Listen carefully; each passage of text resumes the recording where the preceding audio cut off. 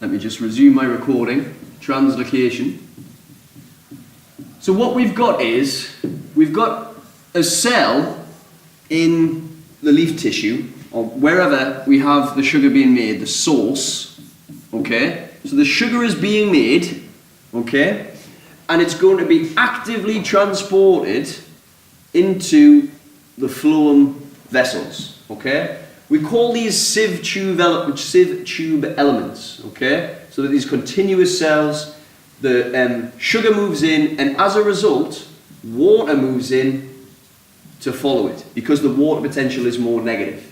Now, if the water moves in, that increases the pressure, yeah? And because the pressure is increased, this kind of sugary solution in here, the sap, is forced down from the source to the sink where it's going to be needed, okay? So at this point here, all right, the sugar is going to be actively transported into the sink. The sugar is going to be taken out of the phloem into the sink, and it's going to be used in respiration, okay? That process there requires companion cells, remember, because there are no organelles inside the phloem tube, yeah? So the mitochondria that are needed for the active transport are present within these companion cells. They move it in, and then the sugar moves in through diffusion into the tissue, the sink tissue. Is that all right, guys? Sure. All right. Okay, so that's translocation. It's changing the water pressure. Water's moving in as a result of the sugar's movement. Okay? Transpiration is the movement of water. And that can happen as a result of leaves creating this cohesion tension. Remember, because water molecules are polar, we've got a slightly positive end, we've got a slightly negative end. So we get a hydrogen bond forming between the slightly positive bit and the slightly negative bit on two water molecules. And as the water evaporates, it pulls the water up through the xylem vessels in the stem.